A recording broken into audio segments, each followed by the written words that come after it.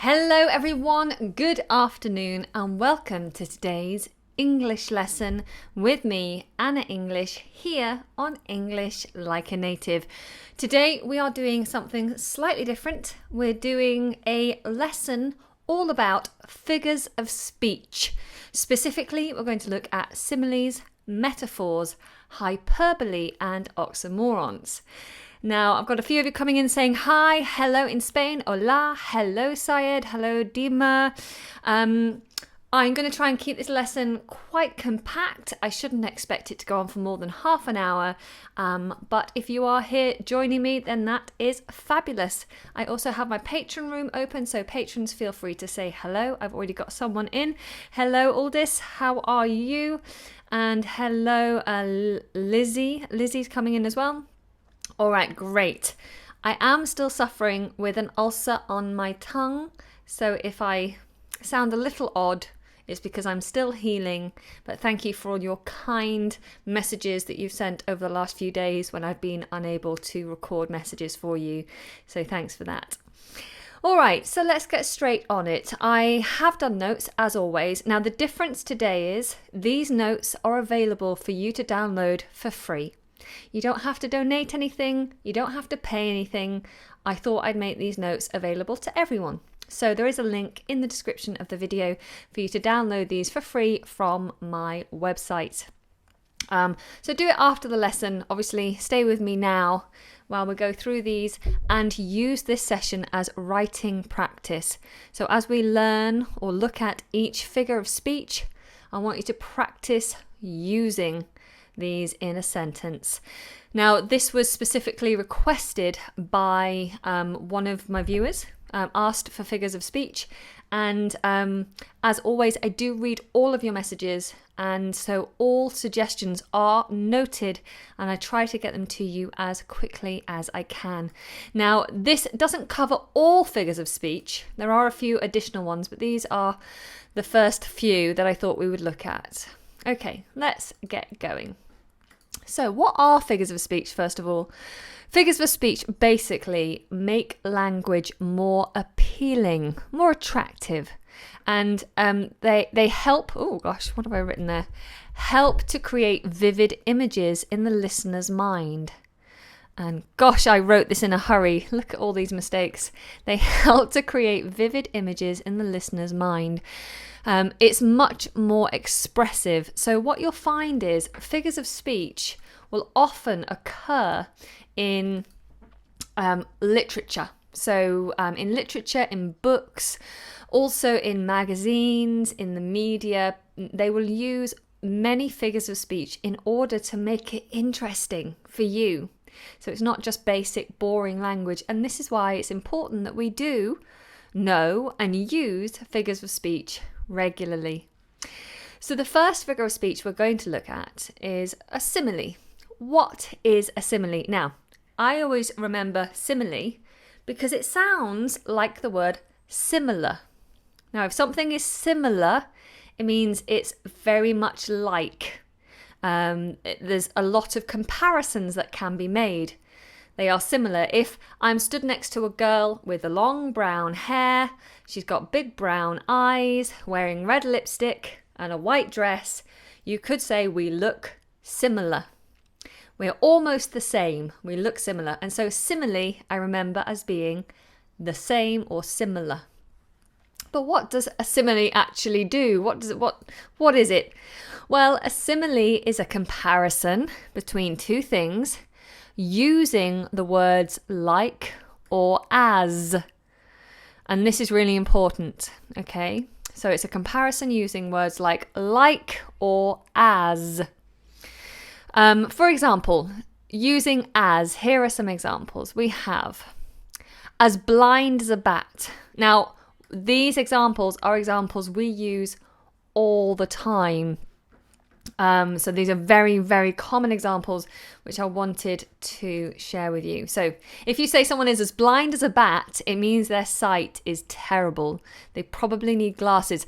It doesn't mean they're necessarily completely blind. It just means they have very bad eyesight. So perhaps I'm wearing glasses and you say, could you take your glasses off for the video?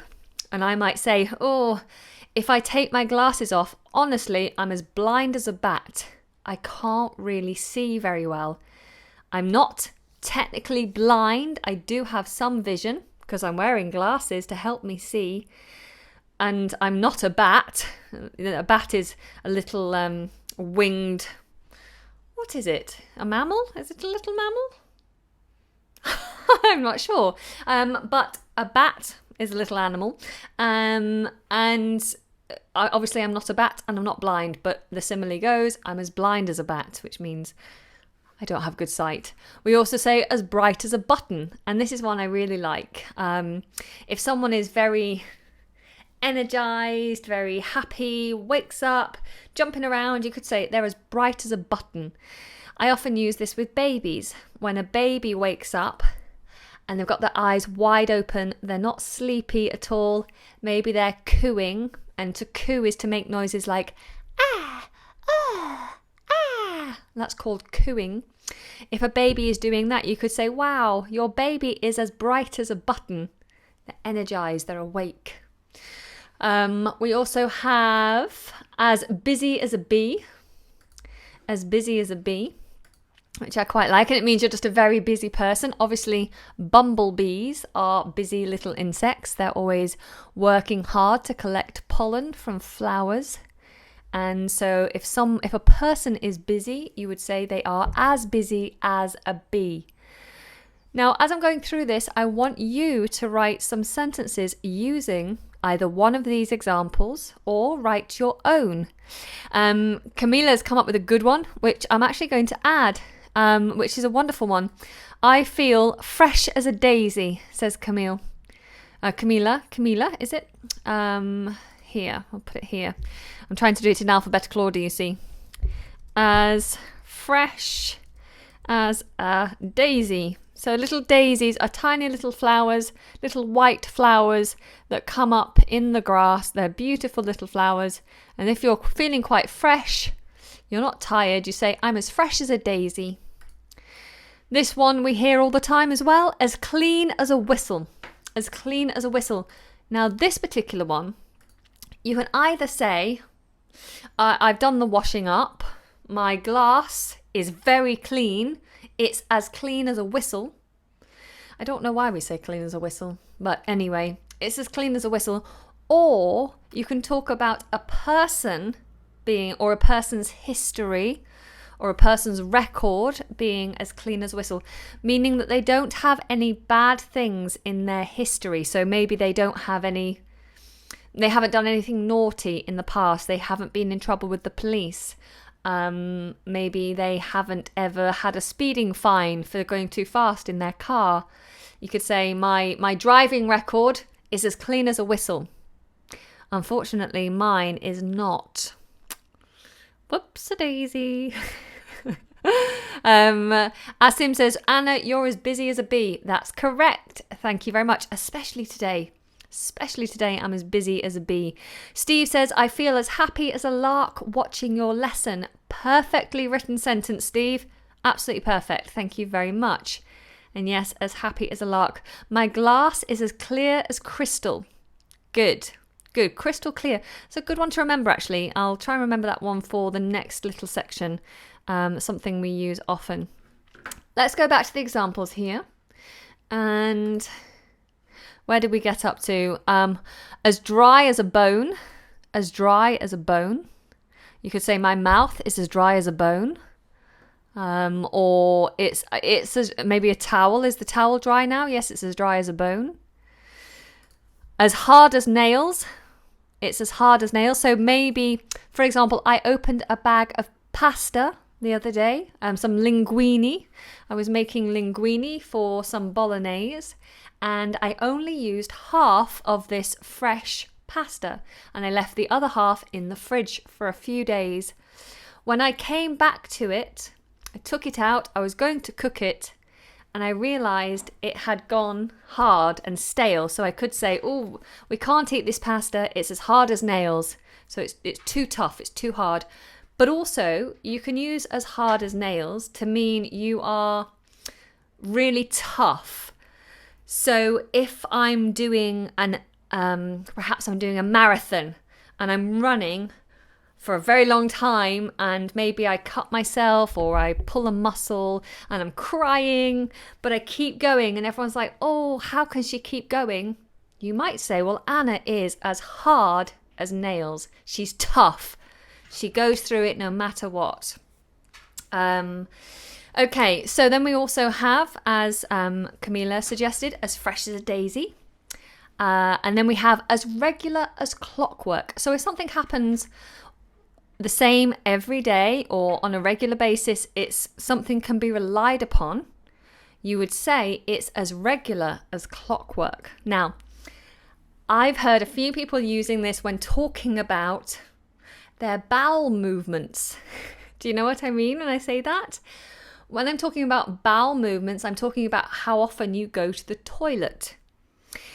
Now, if you go regularly, the same time, every day, that's very healthy. And I hope that you all do have regular bowel movements. And if you do, you could say, oh, I'm good. I'm as regular as clockwork. I go at 10 o'clock every morning. Perhaps. Hopefully you do. Okay. I'm going to do one more. As tough as old boots. As tough as old boots. It's very similar to as hard as nails. It just means that you're tough. You can't be taken down easily. You can't be upset easily. You might refer to an object as being tough. Maybe if you're chewing on some licorice or something, you can say, oh, this licorice is as tough as old boots. It's really hard to chew through. Meat.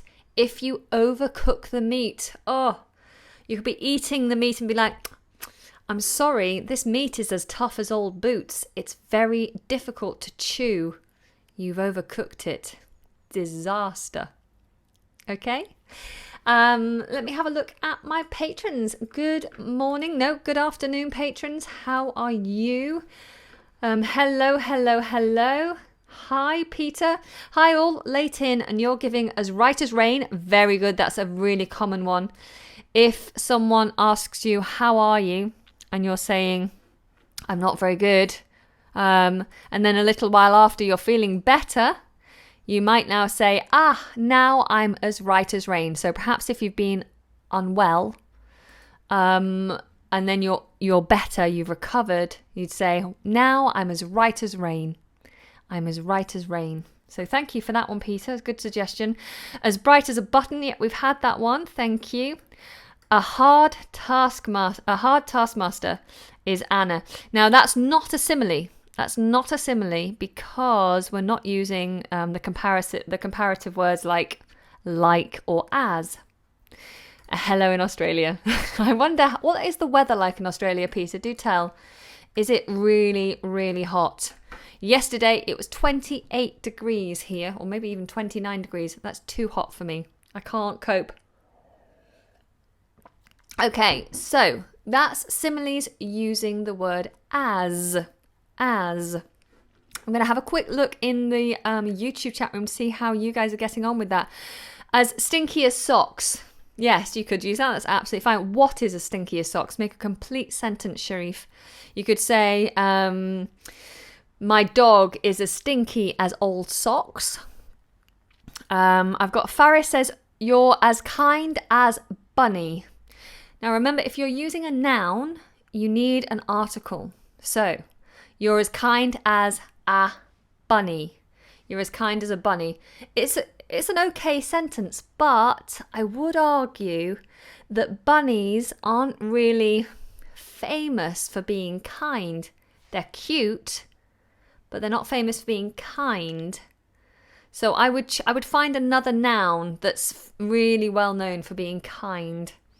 As fast as deer, says Amina. Again, you need an article, so you need a. As fast as a deer. As fast as a deer. What else do we have? As fast as a horse. Perfect. Very good. As strong as Hercules. Good. Well done. As helpful as English like a native, says Dora. Really nice. Well done. As beautiful as a rose, says Flora. Perfect. Okay, good. I'm also seeing lots of questions that are unrelated to today's topic. Please keep those questions to the end and I'll try to answer them. I can't answer them mid-lesson. It just disrupts everything. Okay, so now we're going to look at similes using the word like. These are pretty simple. Let me show you. Okay, so here are the very, very common examples that we hear. You look like you've been dragged through a hedge backwards. So a hedge is like trees that line a border. So at the edge of my garden, I might not have a fence. Instead, I might have a hedge, which are like fat, short, stubby trees that block the way. So if you look like you've been dragged through a hedge backwards, then perhaps you look like this. But Anna, what's happened? You look like you've been dragged through a hedge backwards. And I'll say, oh, do I? Oh, I'll try and straighten myself up. So it means to look a mess. Hopefully I'll look better now. Okay, so to look like you've been dragged through a bush backwards. We then have you're eating like a pig. What are you doing? You're eating like a pig. Okay? And then I might go on to complain to everybody else and say, I despair of my son. My son has been eating like a pig all week. I don't understand it. He used to be so polite at the dinner table, but now he's eating like a pig. Okay? All right, so next, another common one is it runs like a dream. It runs like a dream. Now, in this example, I'm imagining a car. So lots of people will discuss cars. People love cars. We've recently been test driving some new cars because my car keeps breaking down. My car does not run like a dream. And it means it goes smoothly. It's wonderful. A dream is something very positive. So you might say the car runs, it goes, the engine ticks over. It runs like a dream. Okay. Then we have they fight like cat and dog. This is a very, very common one. I could say, I think they're a really great couple. How long have they been together? And you might say, they've been together for 3 weeks, but already they fight like cat and dog. They are always arguing. Like a cat and a dog generally don't get on very well. They're always fighting. They fight like cat and dog. Regular arguments. And then the last one on this list before I look at your examples is we're like 2 peas in a pod. We're like 2 peas in a pod. And this means we are very close. So imagine you take a pod off a pea plant, you open it up, and within that pod you'll have, I don't know, maybe 5 or 6 peas. And they're all lined up very close together. They sit neatly together, and it just means they're close. So if I say, me and my best friend, we're like 2 peas in a pod, we're very close. Not necessarily physically, doesn't mean she's right next to me here. It means that we are very friendly, we get on very well, we share secrets, we understand each other, we're close as people. Okay, so we're like 2 peas in a pod. Like with my boyfriend, the father of my child, we are like 2 peas in a pod. We don't fight like cat and dog, not at all. In fact, we are just like 2 peas in a pod. We get on incredibly well, which makes me a very lucky girl, I think. Okay, so let's have a look at what you guys are saying. Lizzie, I noticed you asked about my ulcer. It's improving. It's not better, but it is improving. Thanks for asking. Weather report in Australia is 27 degrees. Okay, so it's same sort of weather as here. Sunny, leaves are falling. It'll be 11 to 28 tomorrow. Sunny, warm autumn. Oh gosh, yes, you're in a completely different season to us. That's so bizarre, isn't it? So here you could say, you look like something the cat has dragged in. Very good. Yes, that's also a very common phrase. Now you can say it with has or without. We use both. You look like something the cat dragged in, or you look like something the cat has dragged in. I'm going to give that one some love because it's a very good one. He hit me like a lightning. Now, lightning doesn't need a. So you'd say he hit me like lightning. But normally, when we're talking about lightning, we talk about speed. So you could say he was as fast as lightning. Lightning. Okay, he was as fast as lightning. Like the song from... Oh, what's the song? From... you know, the Grease Lightning song? What's that from? It's Grease. It's from Grease. How could I forget? From the musical Grease with Danny and Sandy, very, very old musical now, is also constantly on the West End. We have the song, it's Grease Lightning, go Grease Lightning, da-da-da-da-da-da, Grease Lightning, go Grease Lightning. Do you know it? And that's talking about the speed of a car, because it's super fast. Okay? All right, let's have a look at your offerings in YouTube. We have... I fixed my dad's old bike and now it runs like a dream, says Arthur. Perfect structure, perfect use, and perfectly written. Well done. What else do we have? Hello, everyone. You are running like a turtle, says Sharif. I understand what you mean. You mean slowly. But I would say you're as slow as a turtle would sound more natural. You're as slow as a turtle. She behaves like a stubborn child. Good. You could just say you're like a stubborn child. You don't need to even use behaves. Say you're like a stubborn child. They argue like Tom and Jerry, cat and mouse. Good. Yes. She believes like childish. So childish is one word, just one D, one word pulled together. I would say she's as naive as a child. She's as naive. So to be naive is to accept things without question, to believe everything, to be unknowing. She's as naive as a child would be the better sentence. I am like a walking dead.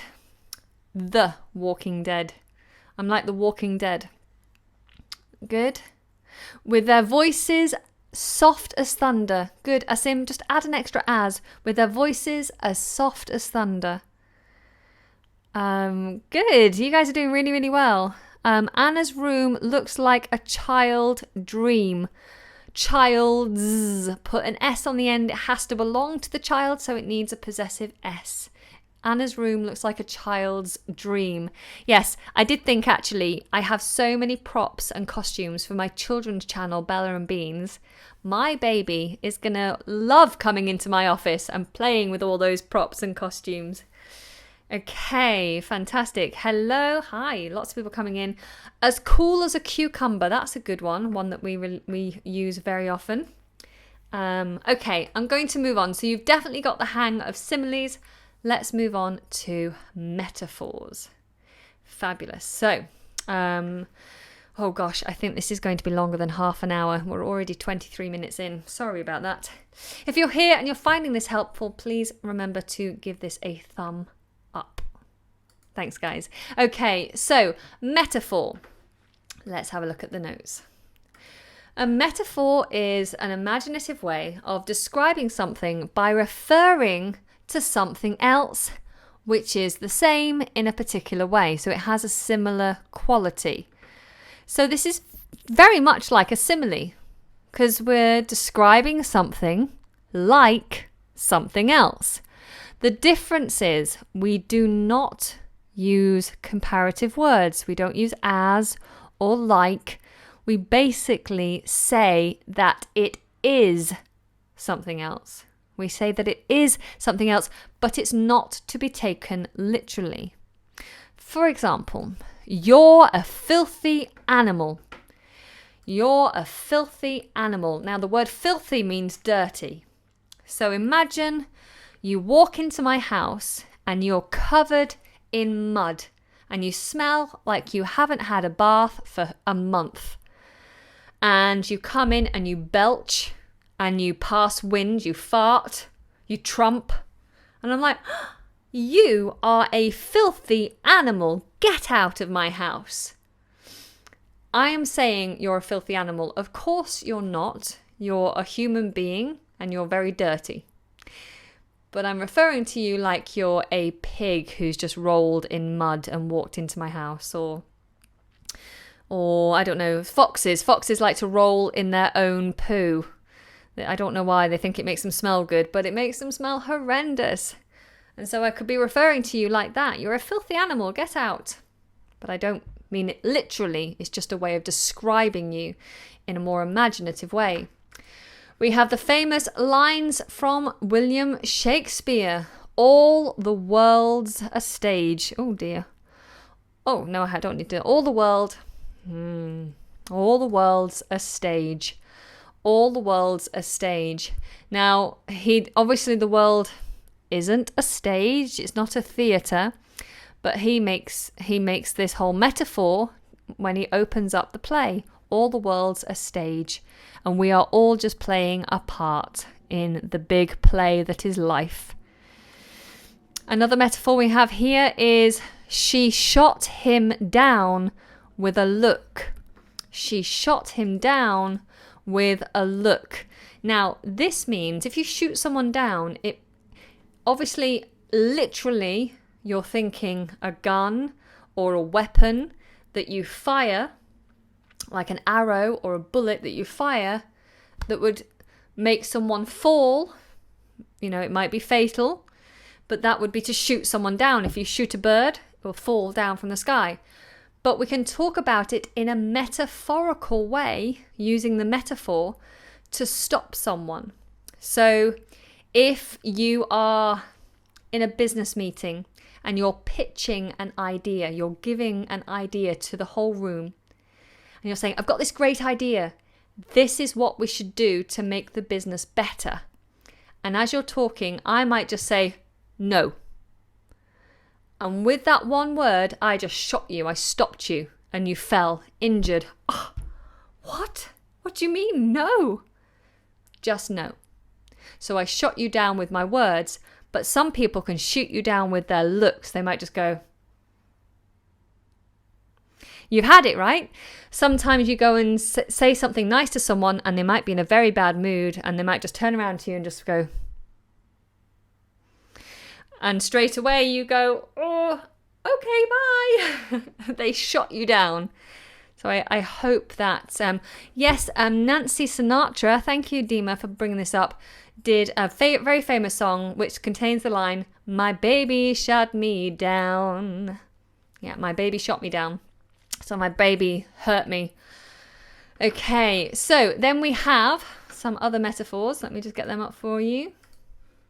We have, my house is a tip. And a tip in the UK is somewhere where all the rubbish is collected. So we put our rubbish in our bin in our house, and then we put the bins outside, and the bin men collect the bins and take them all to the tip. So the tip is where rubbish is collected. Now, sometimes I say, oh, my house is a tip. Of course, my house isn't a tip. It's not where you bring your rubbish. But it can look as messy as a tip. It just means it's a mess. So usually if someone visits my house and I wasn't prepared for them, the house will be a mess. And I'll say, I'm so sorry, the house is a tip at the moment. And they go, don't worry about it.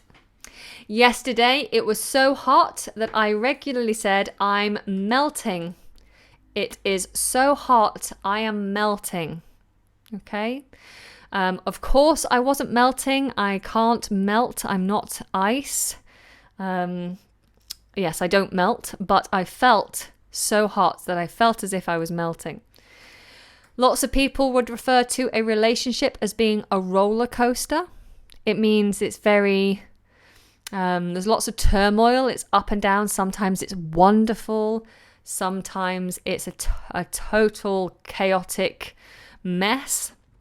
So you could say their relationship is a roller coaster with lots of ups and downs. Okay? And then you could use this one. You could refer to someone as a monster. So here I've put, your boss is a monster. So I'm obviously saying the boss is not a nice person. Your boss is a monster. And the opposite of that would be someone with a heart of gold. So if you are a very kind person and you do some very nice things that help other people, or that's just very sweet, I might say you have a heart of gold. You're very kind. And of course, you don't have a heart made out of gold. It wouldn't beat. But yes, a heart made out of gold. You have a heart of gold. We have the phrase, she's a walking encyclopedia. She's a walking encyclopedia. And this means someone who is very knowledgeable. They just walk around and they know everything. Whoever they talk to, they know facts and they know figures. I am not a walking encyclopedia. I find it very hard to retain information. I wish I was a walking encyclopedia. You could also say someone's a walking dictionary if they knew the meanings to all words, always, like that, without looking it up.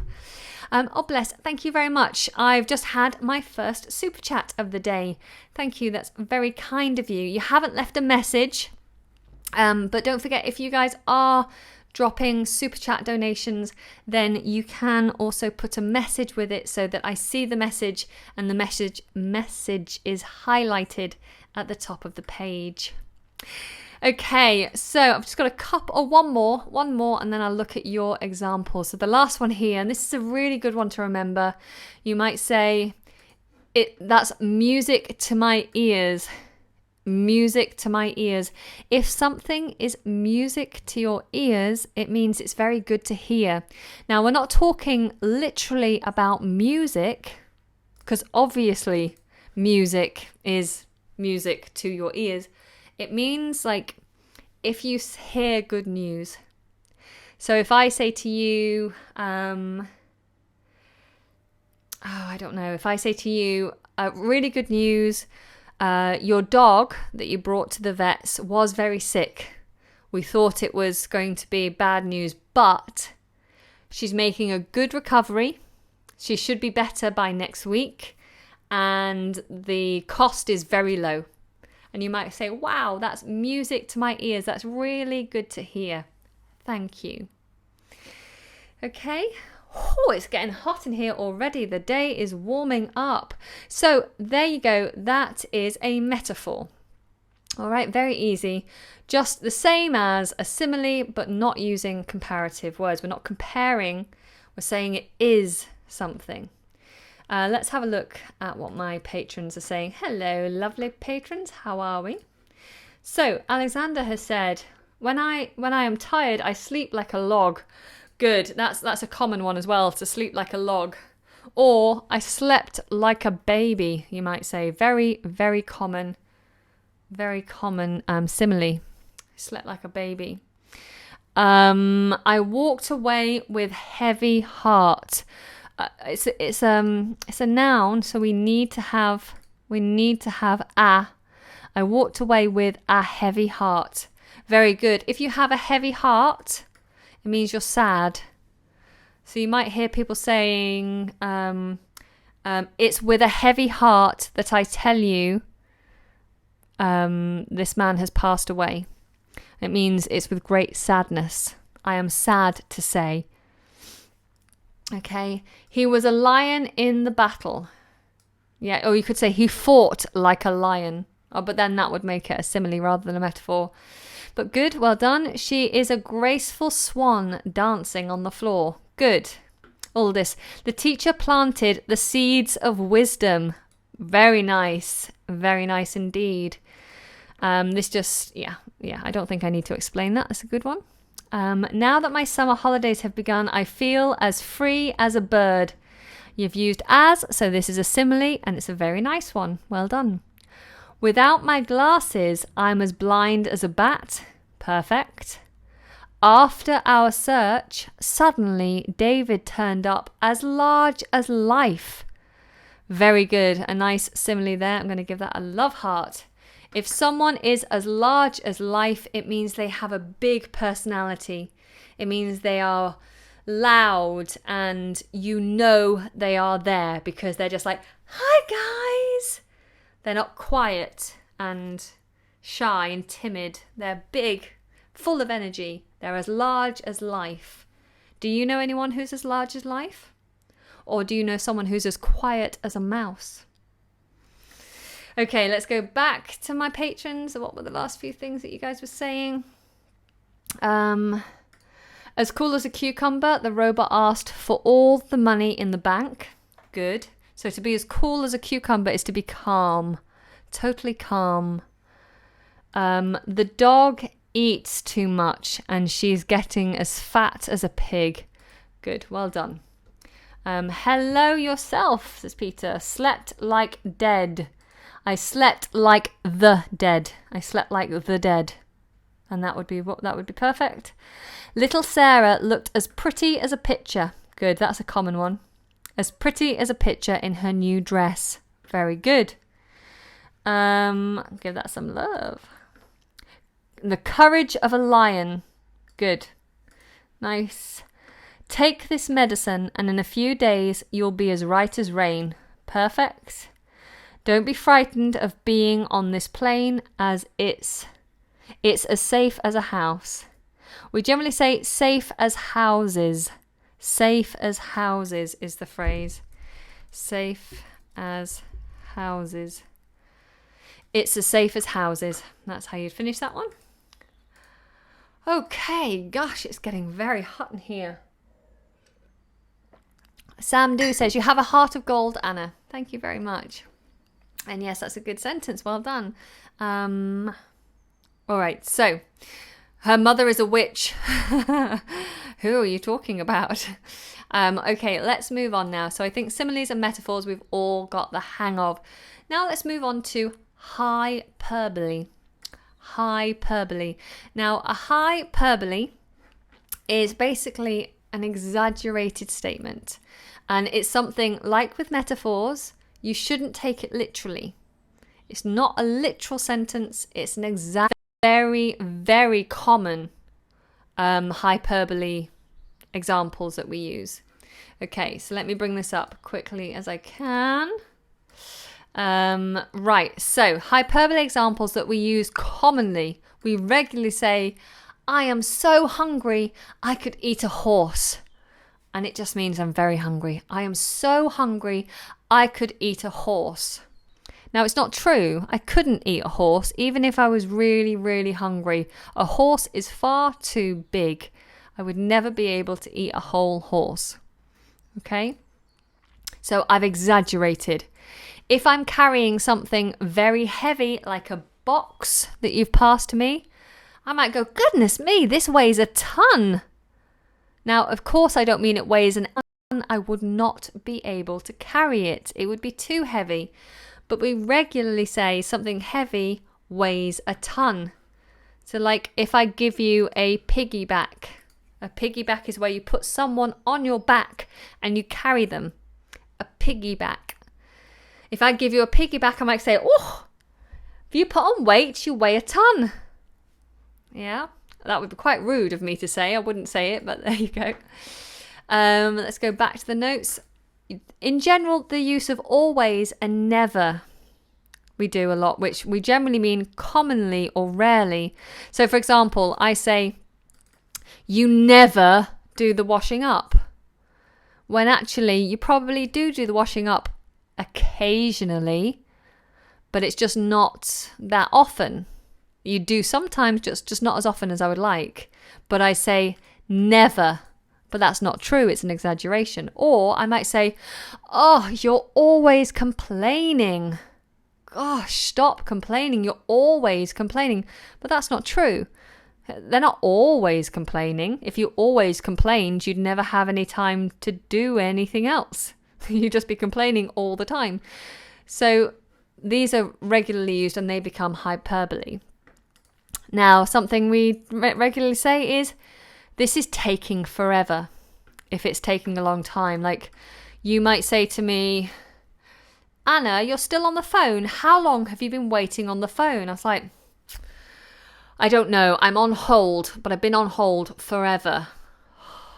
When actually, I've been on hold for 20 minutes. Not forever, for 20 minutes. Just means a long time. Okay, something you might say if you think someone's going to be very angry with you, you might say, uh-oh, when she finds out, she's going to kill me. It doesn't mean you're literally going to be murdered. It means that person is very angry and they'll probably shout at you. So if you borrow, I don't know, if you borrow £10 from your girlfriend and you say, I really need to borrow £10 to buy something very important for work. I don't know what you'd buy that's important for £10, but let's say you need to do that. And then actually you spend the money at the gambling shop, you bet the money and you lose the money in a bet.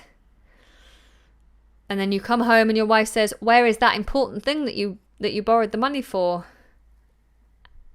Then you might say, I know you're going to kill me, but I gambled it and I lost it. And the woman wouldn't kill him, but she would be very angry and she would shout at him. Okay? The next one is when you're describing something that's very large, usually a person, so it's a bit rude, but you might say that someone is the size of a house. So you could say, have you seen Jessica recently? She's the size of a house. I can't believe how much weight she's put on. She weighs a ton and she's the size of a house. So it means very large. Then we have, it won't take me 2 seconds. I say this a lot. If you're about to do something and you don't think it will take very long, it'll be a very quick task, then you say, it'll take me 2 seconds. It will take me 2 seconds. So we might be walking down the road on the way to a class, and I say to you, I'm just gonna pop into the shop and buy some things. And you say, but Anna, we're late for the class. We will be late if you stay in the shop. And I say, look, it will take me 2 seconds. Come on, just wait for me. Of course, it won't take me 2 seconds. It'll probably take me a minute and a half, but I mean, it won't take very long. Then we have an endless pile of... So I might say to you, oh, guys, I'm so fed up. I just have an endless pile of laundry to do. Or I have an endless pile of paperwork to get through at work. So the pile never gets smaller. It just keeps going. I can never get to the bottom of the pile because it's endless. There's so much of it all the time. Do you ever have to do endless piles of paperwork, endless piles of filling in forms, endless piles of homework? Is that how it feels? Here is one I use regularly. I've told you 1,000 times. Now, I had it recently where a viewer asked me a question and I answered the question in text. And then the next day they asked me the same question on a different video. And I answered the question again. And then they asked me the same question a few days later on a different video. And I felt like saying, look, I've told you 1,000 times. This is the answer. But actually, I'd only told them now 3 times. So that would have been hyperbole, an exaggeration.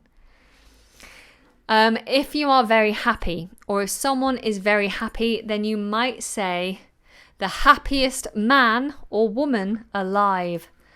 Perhaps if you ask someone to marry you, you propose, and the woman says, yes, I'll marry you. And you might say, oh, you've just made me the happiest man alive. Thank you for accepting my marriage proposal. I'm the happiest man alive. And it just means you're very, very happy. And finally, this isn't very common, but I really like it. And it's to work your fingers to the bone. So here I've said, they worked their fingers to the bone. It means they've worked so hard. They've worked very, very hard. Okay, so that is hyperbole. Easy, right? And actually, in some cases, the hyperbole examples are metaphors. They're metaphors and hyperbole at the same time. Exaggerated sentences that you cannot take literally. Okay? So we've only got one more thing to look at, and this will be very quick. And then we can wrap up today's lesson. Gosh, it's been a long lesson. I am sorry about that. Okay, let me just have a quick look at what my patrons are saying, and then we'll go straight on to oxymorons. Alexander, my car broke down when we were within an inch of our destination. Within an inch of our destination. So there is the hyperbole. I true, but I understand it's hyperbole, and what you mean is you are so close to your destination. Maybe you're half a mile away or a mile away. You're very, very close. But to give us the exaggerated meaning, you've said we're within an inch of our destination. It was so frustrating. We were so close. And then we broke down. Hello, Jason.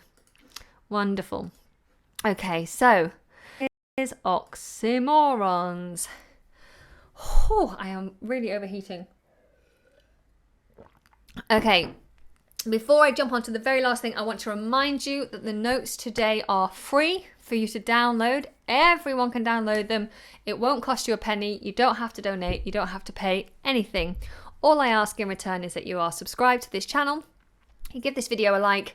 And if you can and you don't mind, press the share button and share this with your Facebook friends or with a forum that you know or with a friend who finds English interesting, then that would be very much appreciated. And then just click on the link in the description box below to take you to my website, which has the downloads, free downloads for you to keep these notes for yourself. Okay? So, what is an oxymoron? Let's have a look. Oh, I'm getting breathless. So, an oxymoron is two words used together that have or seem to have opposite meanings. So two words used together in a sentence that have or seem to have opposite meanings. Okay? And so the first example we had earlier on, the living dead. We talk about zombies, the living dead. It seems they're completely opposite. To be living or to be dead are completely different things, but using them together makes something else altogether. The living dead. Oh, wow. Goodness me. So Peter has just dropped a huge super chat. Thank you very much, Peter. That's very, very kind of you. Peter is also one of my very, very generous patrons, one of my higher donating patrons, is always a great support, offers lots of advice and feedback for me as a patron. So thank you, Peter. Your support is endlessly appreciated. Thank you. Okay, so the living dead. We then have the oxymoron deafening silence. So sometimes silence is so oppressive, isn't it? Perhaps if you've asked a big important question, like, do you love me? That's all I want to know. Do you love me? And they don't respond. You just have silence.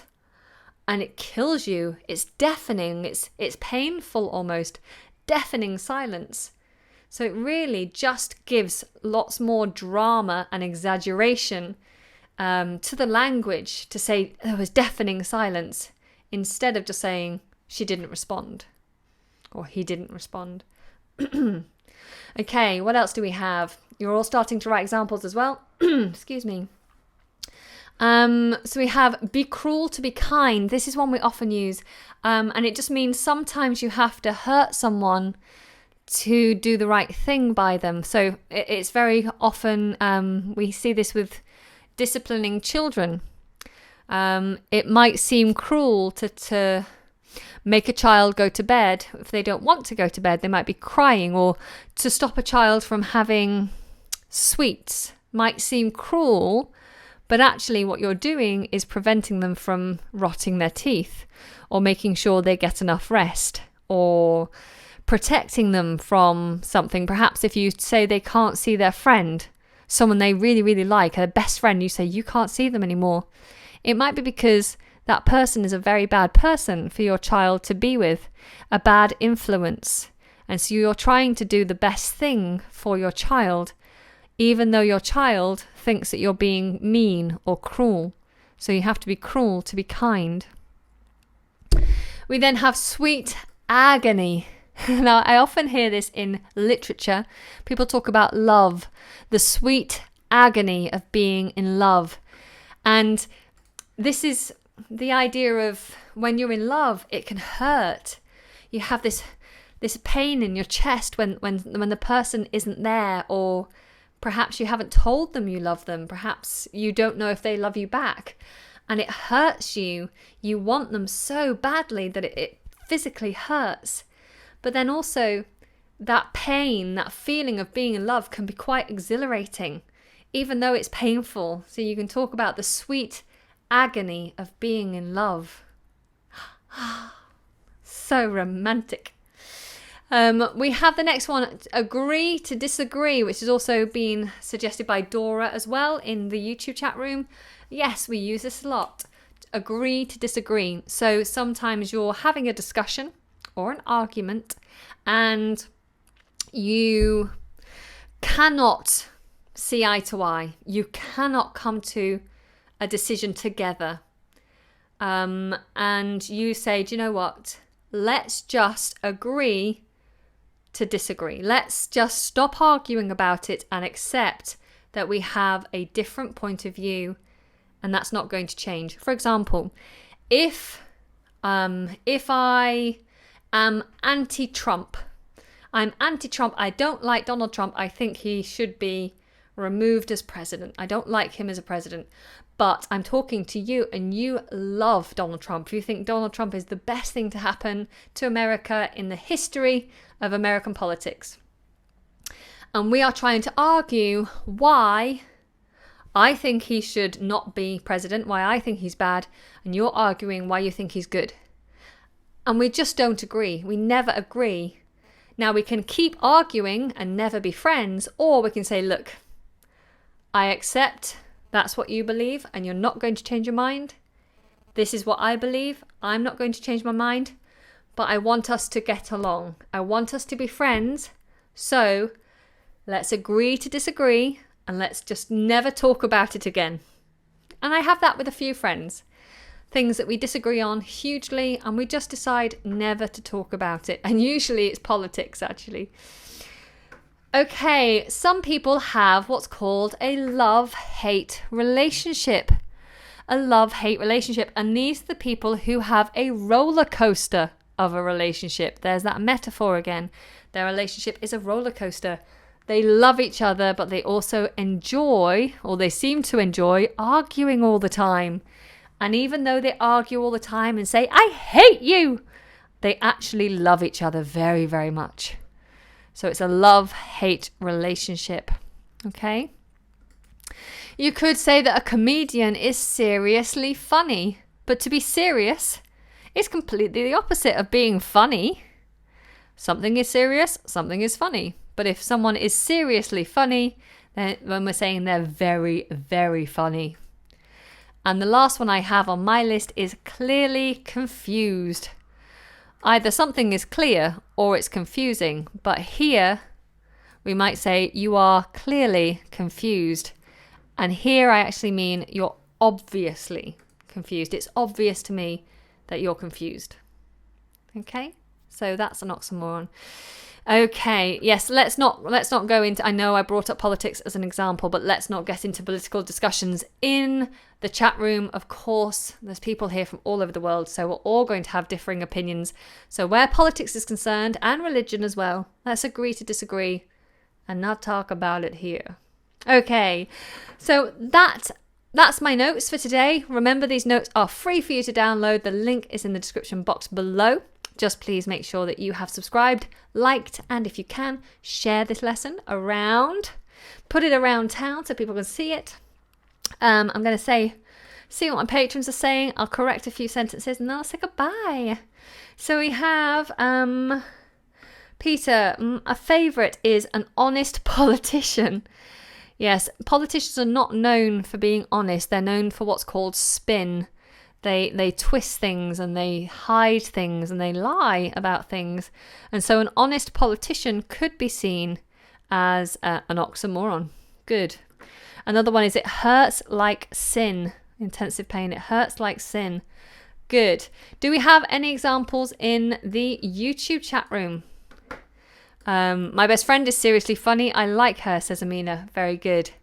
La da da da. What else do we have? Anna, I had my final English exam at high school today. Oh, fantastic. Yay. Your videos helped me very much to improve my English and vocabulary. Thank you. Oh, Anne-Marie, that's really great to hear. Thank you. It's really, really great. Could you give a course about tenses?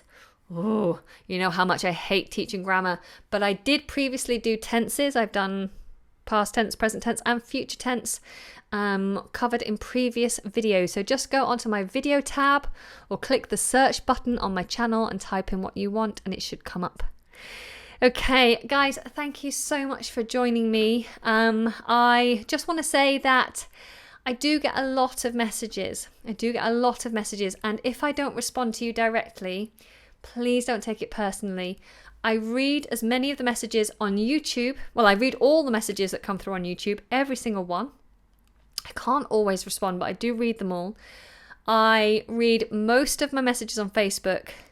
I read all the comments on Instagram, but I read no private messages on Instagram. I know a lot of you private message me. There's just too many. I don't have enough hours in the day to catch up on messages. So yes. That's what I do. If you want to get in touch with me, YouTube is the best place. Just comment on YouTube and I will definitely read what you've written. All right? Okay, my lovelies, have a wonderful day. Have a wonderful weekend. Tomorrow, I'm releasing what I consider to be the most important video that I have ever made in all the time I've been making YouTube videos on any channel. So tomorrow in the morning, mid-morning, I'll be releasing a very important video about an incredibly important subject. And if I've asked you for many things, subscribe, like, blah, blah. I don't want any of that with this video. I just want you to share it. It's a very important message. Everybody needs to hear it. And I would be hugely appreciative when the video comes out tomorrow. You'll know when you see it. I'd like you to share it for me. Okay, it's a very important message. Other than that, have a wonderful weekend. I'll be live again on Monday at 4 o'clock. I look forward to it. Back to those old phrasal verbs. Yay! All right, my lovelies, don't forget to download the notes. Mwah, mwah, mwah. Love you lots. Take care and bye.